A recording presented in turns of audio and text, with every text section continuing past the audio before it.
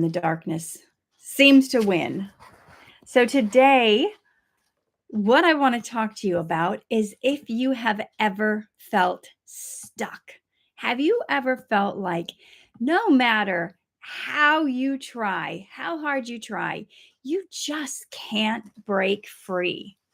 Like you just keep feeling stuck in the same place.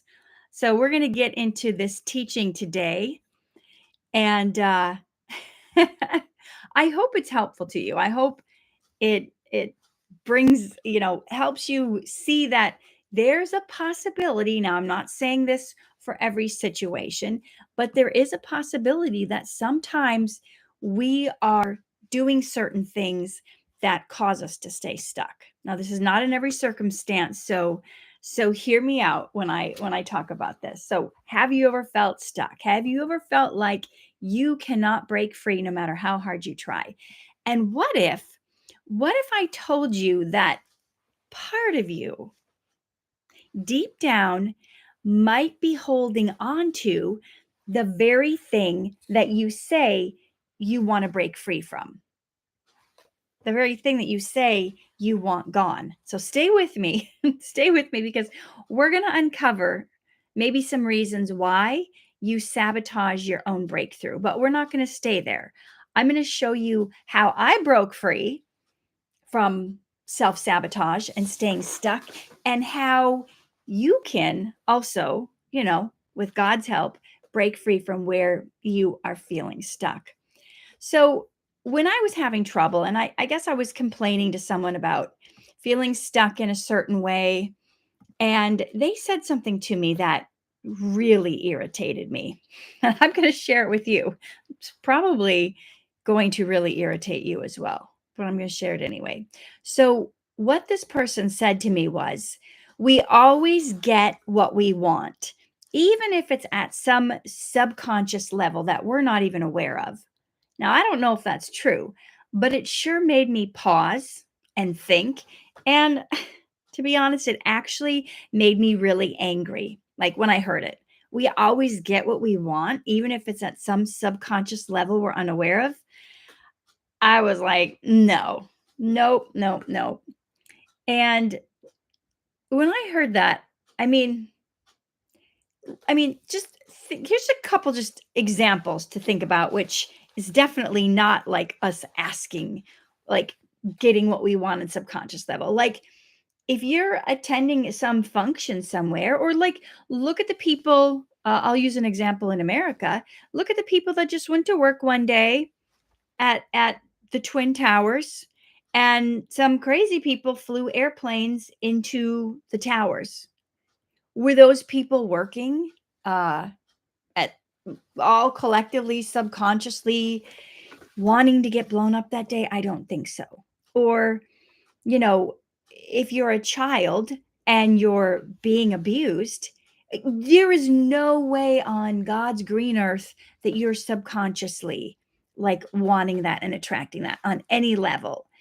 And as I kept stirring that saying this person said to me, because this was some like enlightened person that said this to me, I thought, okay, well, I don't believe that as a whole, but are there certain areas in my life where perhaps I have sabotaged myself and caused myself to live in circumstances that I know I didn't like?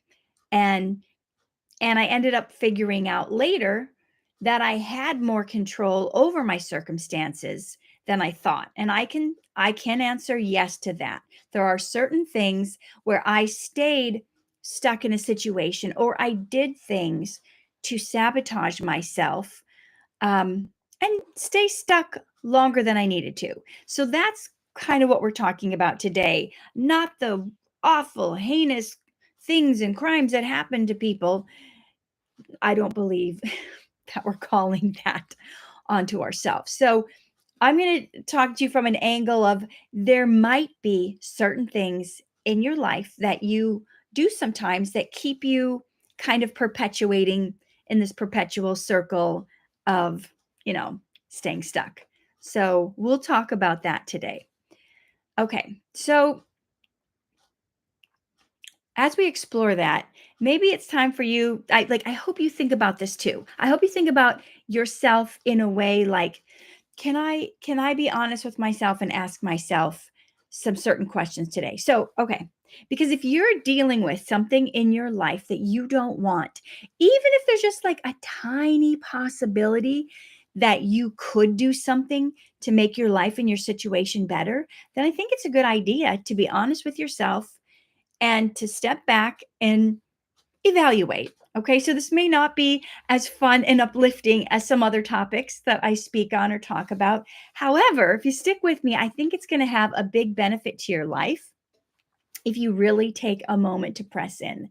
So begin by asking yourself, like, think of a certain situation where you kind of feel stuck. Good morning. I see people joining and saying good morning. Good morning. Think of a certain situation where you do feel stuck. And I want you to ask yourself, okay, what benefit am I getting from staying where I'm at? That can sound totally crazy. Like, especially if you're really in a situation like, I don't have money for rent. I don't have this. I need this. I don't, my child's in the hospital. But are there certain situations where you can say, what benefit am I getting from this? How is me being in this position serving me? And I know this sounds uncomfortable to think about, but as a life coach, sometimes I have to have people think of things from a different angle of how they might be contributing to their own staying stuckness. Okay. So I know it sounds uncomfortable, but it is a powerful question. When I first heard this, I was at like one of these empowerment groups, a self-help thing. I paid hundreds of dollars to be at this weekend where I like learned how to get out of certain situations and create the life I wanted. Okay. So I know it sounds uncomfortable. It is a powerful question to ask yourself, how does being in this position serve me? Like, what am I getting out of staying here, staying stuck here? So I'm going to bring it back to scripture. I like to do that sometimes because I feel like that is our true north. That is where we get the real answers. Like anything I say, take it or leave it. But I feel like if it's coming from scripture, that is like the ultimate authority. So, do you know, even Jesus asked somebody something similar? This was in John 5:6. And he came to a man who had been sick for 38 years. And this man was sick for 38 years. And Jesus asked him, "Do you want to be made well?" Like, why would he ask that? This man has been sick for 30. Do you think he wants to be sick? Probably not, right?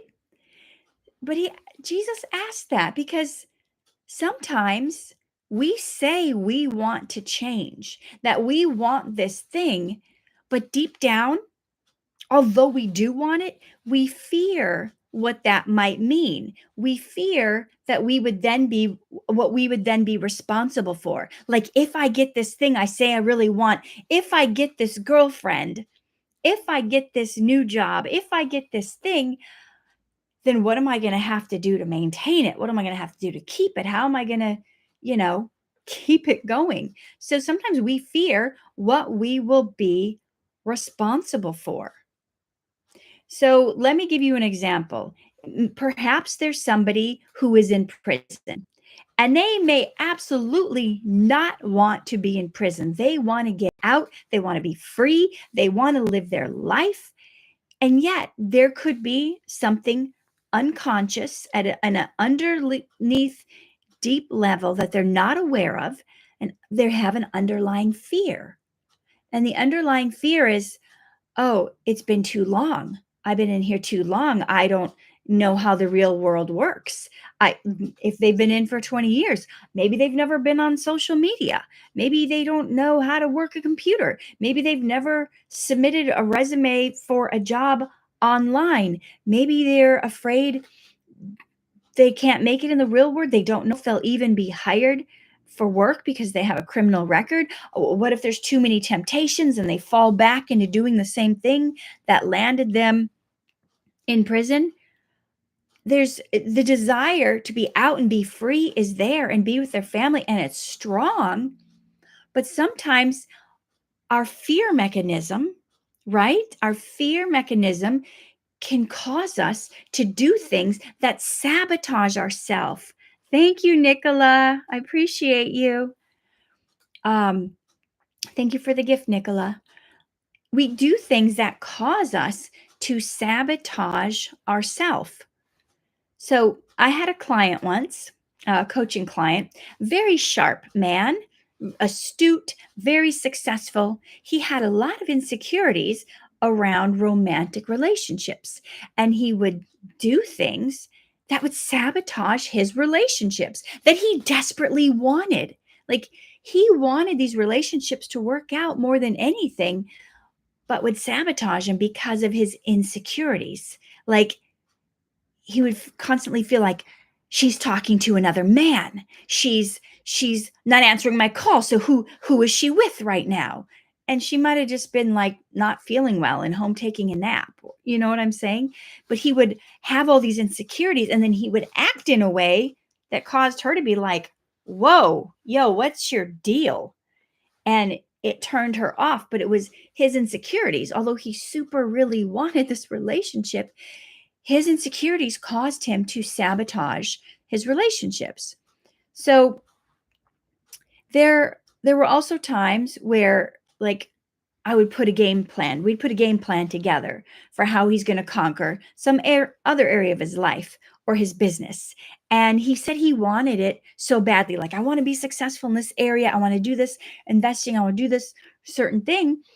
But again, he would do things acting out of fear. Well, part of my job as a life coach is to call people out on patterns that are no longer serving them and help them get to the next level. So when I started to question him in a variety of different ways, he finally admitted the reason he was doing everything kind of mediocre. He wasn't really trying his best or giving it his all because he was afraid that he was going to fail. And he thought to himself, this is something we uncovered to realize why he kept sabotaging himself. What we came to realize is he thought, well, if I end up failing, whether it's this business or this relationship or whatever, it won't hurt as bad if I know I didn't try. And so you will absolutely fail if you're not giving it your all, right? I mean, so but his thoughts were, well, if I really, really try and then I fail, well, then I will be a complete failure and there's no coming back from that. So he would act in ways that would cause the very thing he didn't want, right? He didn't want to fail, but he didn't do things with excellence because his identity was tied into the fear of being a failure. Like, you can fail at certain things and not be a failure, but in his mind, if he barely tried, if he didn't really give it his all, then he could rationalize, well, it wasn't his fault because he didn't really try. You see how we can kind of mind screw ourselves into acting in a way that doesn't serve us and doesn't bring to us what we need or what we want? So I've used this example before, but I can tell you, when I used to sabotage myself as an actor early on and go to auditions, when I was young and I first moved here and I was in my 20s, um, I would get these auditions for like these sexy roles. And I wouldn't feel like, I'm not sexy. I'm not that person. I don't want these roles where I'm like having to wear like mini skirts and low cut shirts and bikinis. And so I would sabotage myself. Like, I really wanted to act and I really wanted these roles. But like, for instance, I got this one audition to do like this bikini thing, and I had to like walk the runway in a bikini. And I'm not a runway model. I have never been like model thin, okay? I'm okay, but I've never been like model thin. And I am allergic to gluten. And so I react from it. I get like, I swell up, I get inflammation. My belly gets really bloated, like I'm pregnant if I eat gluten. So the night before my bikini audition, I went to Krispy Kreme donuts and I ate like, I don't know, 6, 7, 8 donuts the night before my audition. I woke up with this huge belly, bloated, like I looked pregnant. And I instead of canceling, I don't know what I was thinking. I went to this bikini audition. I still remember my leopard print bikini. And I went to this audition with this big bloated belly.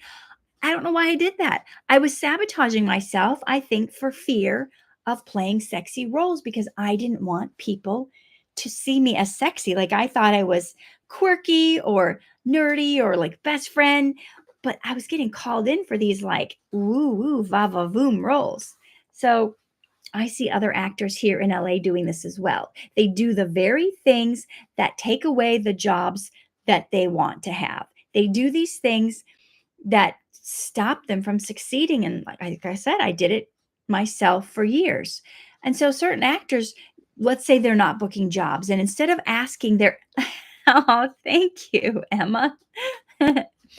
um, Instead of doing things to help them succeed, like for instance, if they're going to auditions and they're not getting it, um, instead of asking their agent like, hey, can you get feedback from the casting directors, the directors or producers, and ask like, what am I doing that I could be doing better? And instead of brushing up on their skills or getting into class, they make excuses, or they get busy with their side hustles, or their side hustle starts to become their only hustle, and they're taking on all these extra shifts so they don't even have time to audition. And they say, well, I got to pay my rent, blah blah blah. But listen, there's some fear underneath. There's some fear underneath that's causing them to avoid the very thing that would help them to succeed. Whereas the actor who doesn't have this fear will do everything within their power to work their life around their goals. They will look for work that's either like their side hustles, they'll look for work that's either in the evening or stuff they can do from home, or it's like hours they can make their own hours, like doing Uber, then they can drive when they're not auditioning. And the actors that don't have that fear, or they're not letting the fear stop them, they improve their skills. They become better. They do whatever it is. So I want to ask you, have you identified an area of your life where you may be sabotaging? So a simple example, probably everybody can relate to this. Yes, Mona says taking a chance is definitely courageous. Yeah, that's where they say the biggest thing is just starting. Like the hardest thing to do is start. Once you start, the ball is rolling, things are going good. But sometimes we talk ourselves completely out of even beginning. Like we don't even start because we've got so many stories in our mind that are not serving us. Angela, thank you. Thank you so much for the generous gift. I appreciate you. So, have you identified an area in your life where you might also be sabotaging yourself? So, for example, going on a diet or wanting to eat healthier. I hear a lot of people when I'm on set shooting say, oh, they just, they get so hungry when you're on set all day, they just end up eating the chips and the cookies and whatever from craft service because they didn't prepare. I'm often like, when I go to set, I'm often the only person who's bringing a great big cooler full of like my fruits, veggies, salads, smoothies. Like I'll have my veggie bean soup in a thermos. And I tell people, I'm like, well, why don't you just bring your own food? That's what I do. And I don't have time, blah, blah, blah. They have different excuses. And I'm like, well, you just get up earlier. Well, I'm up late, watching movies. Well, maybe don't stay up late watching movies. It's like, what do you care about? Do you care about eating healthier, or do you care about just watching movies? Thank you, James. So what is it that you care about? Because you're going to schedule your life around what you actually care about. So ask yourself, am I just saying I care? I'm not willing to put any action behind it. So when I ask these people on set, like, why don't you just bring food that fits the way you want to eat? They always have some excuse. And the funny thing is, they're usually single people, like they're not taking care of a spouse and kids like I am. They usually have more time than I do. But guess what? We will spend time doing what is truly important to us, what we value.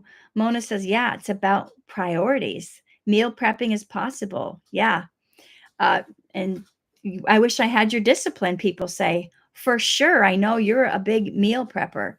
If that's important to you, then you're actually going to do something. You're not just going to say it, right? You're going to do something about it. So I just want you to think about that for a moment. These sessions with me are meant to cause you to think and maybe start doing things differently. So, whatever area of your life that this may be for you, is there anything you're doing that you don't even like, that is not getting you the results that you want? Some people don't really want to get healed physically or emotionally, or like they don't want to do it. How can you tell? Not because they say they want to, but because they're not willing to take the actions needed. They're not always willing to do what it takes. So, this is my question. You know, you've got to ask yourself, am I not taking the needed steps that I could take so that I can remain a victim? Is it so that people can feel sorry for me? Is it so I can be a martyr? I I'm not calling you out on this. I can relate to this, especially that last one. I can relate to that last one a little bit. In the past, hopefully I don't do so much of this today, but in the past, I used to be that martyr. I used to be complaining. Um, Daniel, thank you so much for the gift. That's very generous of you. I appreciate you. I used to complain about being a martyr. I would complain about all the stuff I needed to do. And even though I did have all this responsibility piled on me, it's true, but I made my own schedule. That's the sad part. And I just wanted to tell people how much I was doing, and oh my gosh, I've got all this stuff to do because I think part of me wanted recognition, right? I wanted people to say, "Oh, Catherine, you do so much." It's like I needed validation. So there's a reason we sometimes like, "Oh, I've got all this stuff to do." Part of us is like wanting help, part of us is wanting validation. And then I would complain about how stressed out I was with everything I needed to do, but I was making my own schedule. I was piling all these things on myself. Like maybe 50% of the things on my to do list were things like I really had to get done that day. But the other half, I was putting it on myself. I'm just pausing a sec so you guys can think. Is there something you might be doing? Or maybe, listen, maybe you've been in a bunch of bad relationships. Let's dig deep into why. Like it can't be because, sometimes we just want to put everyone in a category. We want to say, well, it's because all women are gold diggers. Well, it's because all guys are jerks. But guess what? There's a lot of nice and kind people out there that are not just surface level. So we've got to be truthful. Be truthful with yourself and ask, am I letting someone hurt me because I can't see my worth? Or am I doing certain things? Is it to avoid success? Because let's be honest, sometimes we sabotage ourselves, not just for fear of failure, but also because of fear of success. Proverbs 23:7 says, as a man thinks in his heart, so is he. So, what's in your heart? What lies are you believing about yourself? Someone just said, I'm an expert at bad relationships. Yeah, Donald, I get it. But so let's peel back the layers. Like, why is this? What is the fear that's underneath that's causing us to act in this certain way? What is it that you're doing that's keeping you stuck, that's keeping you in the bad relationships, that's keeping you from not getting healthy? Thank you, James. So let me give you a real world example, because I knew a woman who longed to start her own business. Like, she hated her 9 to 5 job, but every time an opportunity came, she found a reason not to take it. Why? Because deep down, she feared that if she started, she would fail. And then that the voice in her head would be confirmed that she wasn't good enough. So she chose the safety of staying stuck. Like, it's safe to say, well, I don't know. I never tried the business. So I don't know. I might have been successful. Or ask yourself, back to the oh, thank you so much, James. Ask yourself, if you lose that extra 15 pounds, are you afraid that men will be attracted to you? And then are you afraid of what they might do or what you might be tempted to do? Like, I had to think about that myself. I've had those fears. Now, I have a friend who had been sexually assaulted, and RAPED. I don't know if there's young kids on. I like to spell stuff. She subconsciously put on more than 200 pounds so she wouldn't look attractive to men, because she didn't want that to happen again. So underneath, you know, she had this idea that if I have, it's like a protective barrier all around you. If I put this on, then no one's going to want to mess with me. No one's going to be attracted to me. They will leave me alone. So I know that's an extreme example, but whatever you're dealing with in your life that you don't want, is there a reason you may somehow be staying stuck in that? Right? I don't want to say you're drawing it to you, because that's, we talked about that at the beginning.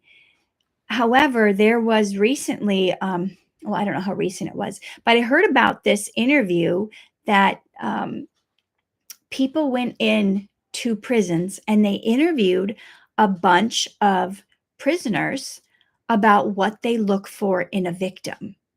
And pretty much all the prisoners said the same thing.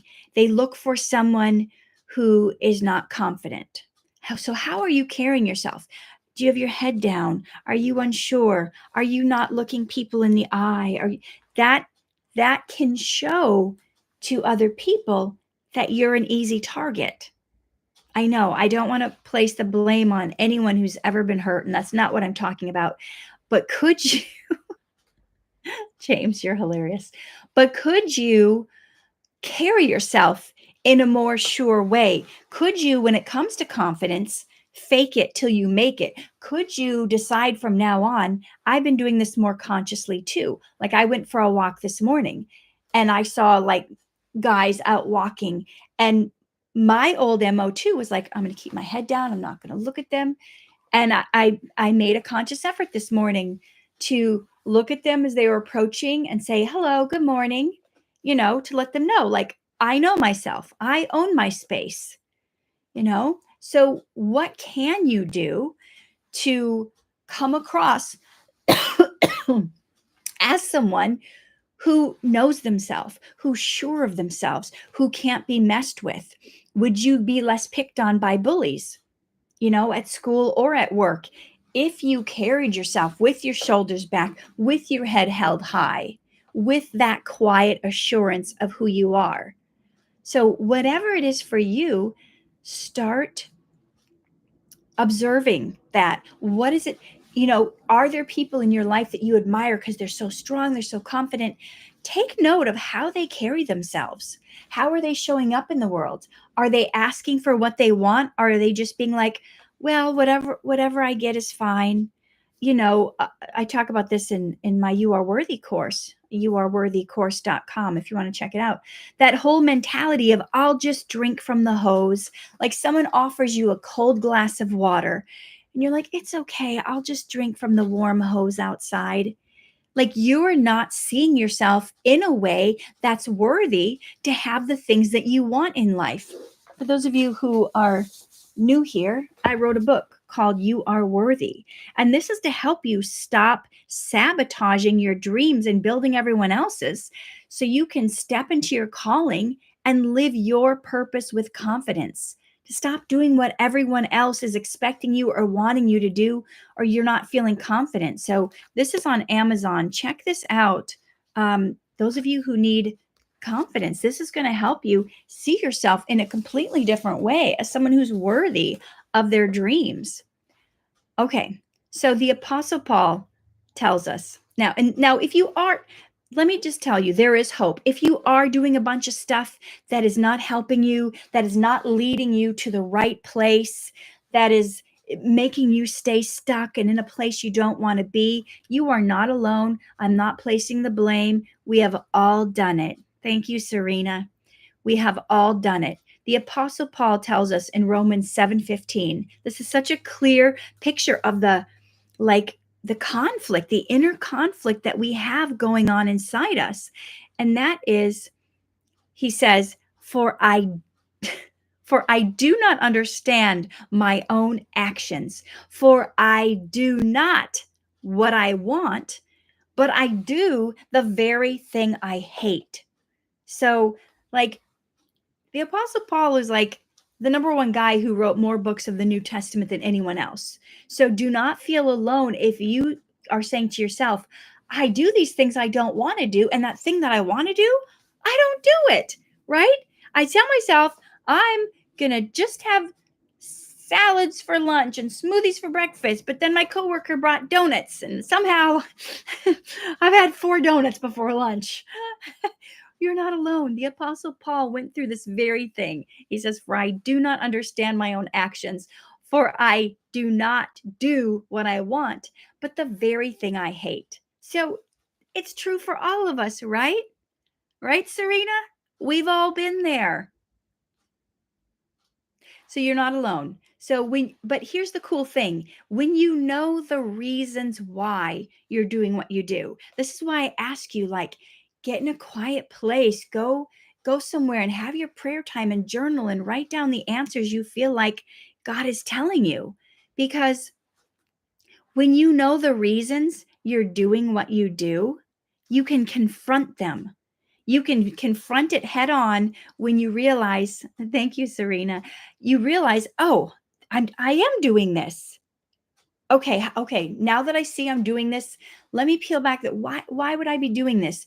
Is it from my childhood? Is it because that guy once told me I was never going to get anybody better than him? Is it because of this? Is it because someone pushed me down? Is it because um example from my life, never feeling like I was good enough or fit in, because I remember on the playground in, like, I don't know, third, fourth, or fifth grade, where my best friend that I would play with every day, um, her name was Carrie. And one day she was on the monkey bars with some other girl, and I ran up to them like, ooh, a new friend, like, let's all play together. And my best friend Carrie was like, you can't play with us. I'm like, why not? Because your name isn't Carrie. So the two Carries had formed an alliance and they kicked me out. And I had no idea that that little thing that sounds so insignificant had been shaping my life for decades. That little jab, that little, like, you don't fit the mold, you don't fit the box, you're out. And a lot of these decisions, like things that we're doing right now and experiencing right now, and ways we're behaving and acting, sometimes go way back to grade school, sometimes even before the age of 5. Like, you may be singing your little heart out one day and you're a cute little 4-year-old, and your mom is like, shut up, your voice is so annoying, you're not a good singer, just be quiet. And you made a decision that day, in that moment, that you weren't going to be a singer after all. That had been your little childhood dream. But when your mom said that to you, you decided, forget it. My dream, I'm not a good singer. And so even though you love it and you enjoy it, you never sing again. But the thing is, she might have just been having a bad day. She might have had a headache. She might have had a migraine and she just couldn't take it and she took it out on you. But that doesn't make it the truth. And so there's times where we have to unravel all the stuff that's been said and done and get to the heart of the matter, because there might not even be truth to what you've been carrying with you for all these years and believing based on some comment someone said or something someone did that's not even like legitimate. Is this helping? Is this helping you see how you may have ways of being or acting that are not serving you based on something from the past that was hurtful, that had nothing to do with the truth of who you are or what your talents are? So, are there reasons?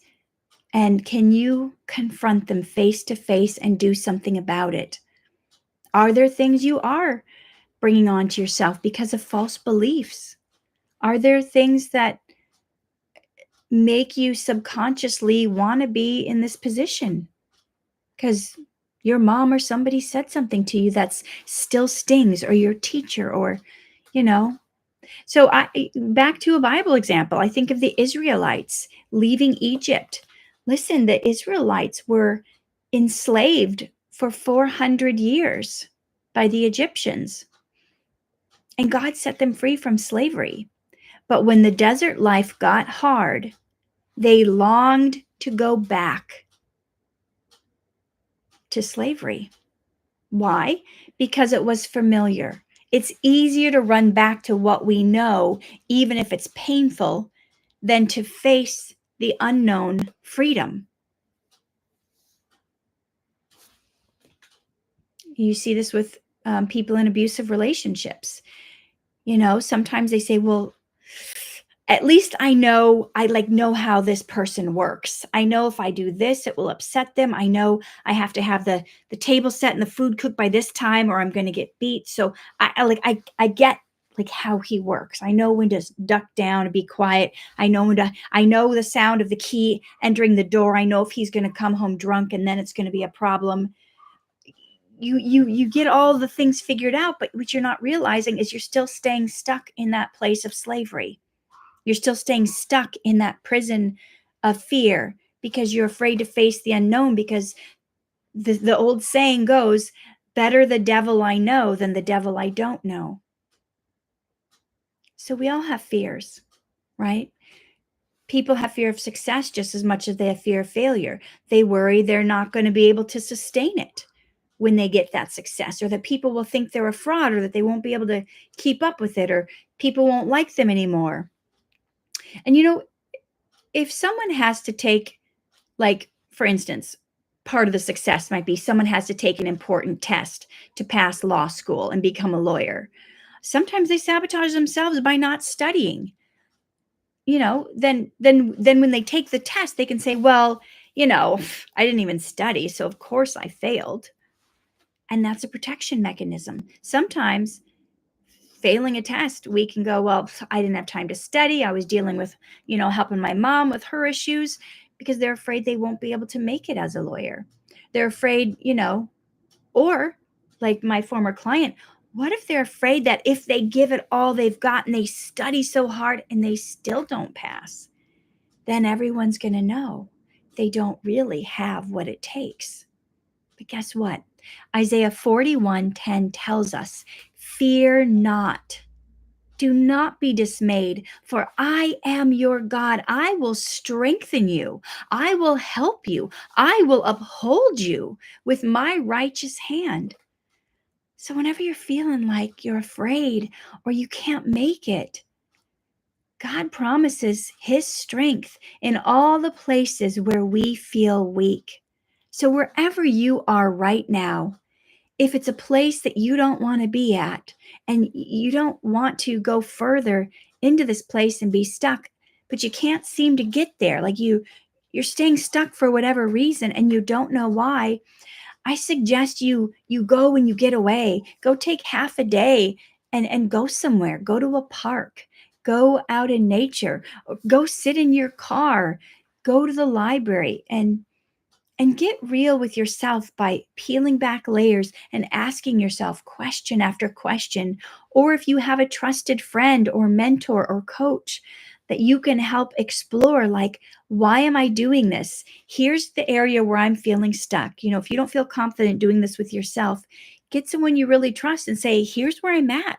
I don't want to be here. What can I do to break free from this? How can I get out of this? How can I get to the place I want to be? Sometimes other people have um, more insight because we are so wrapped up and emotionally tied to what we're going through. Like, for instance, that saying, you can't see the forest through the trees. Like, you're so in the thick of it, it's so right in front of you. It's taking the blinders. You have to take the blinders off. So, for example, if you're in a financial situation, you're so stuck. Let's say you have a nickel and you've got this nickel in your eye. If you have a nickel in your eye, you can't see all the dollars out ahead of you because you have nickels stuck in your eyes. Like, oh, we get so short sighted. Like, I'm going to go collect all these cans and go. There's people on my street and they go through everyone's recycling and they get all the cans. It's a nickel a piece. But there's a possibility that if they spend hours and hours doing this.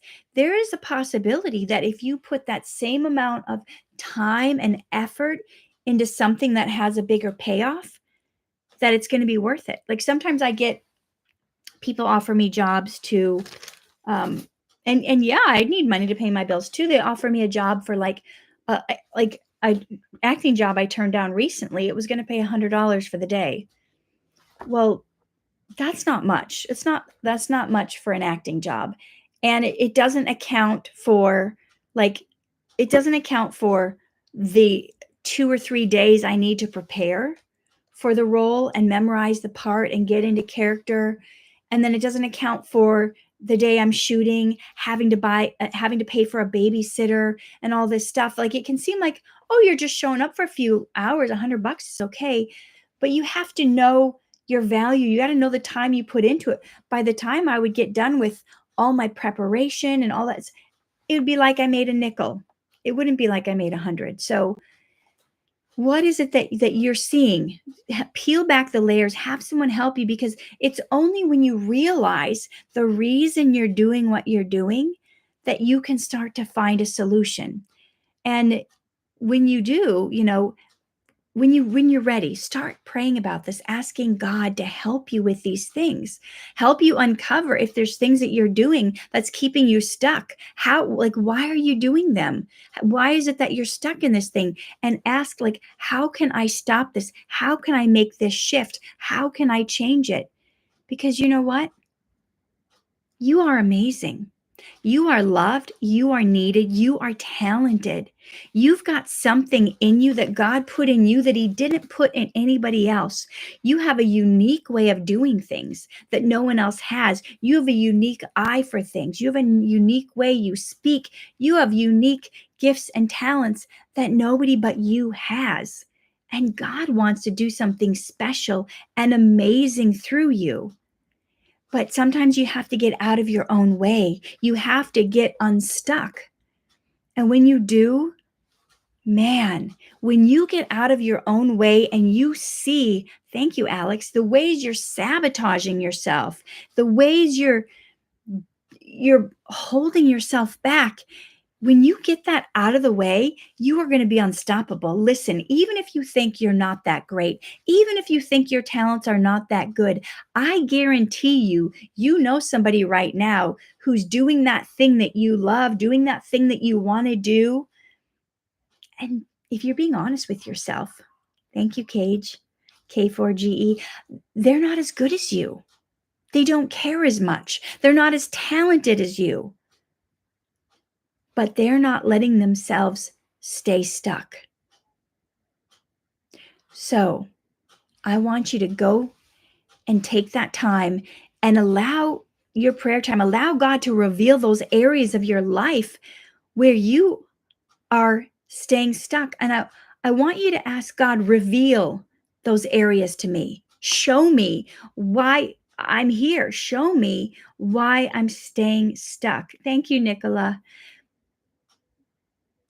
And ask him after he reveals it, heal it, Lord. Heal that area. Take that pain, take those lies, take those false beliefs, pull those darts and arrows out of my heart, and then seal it up.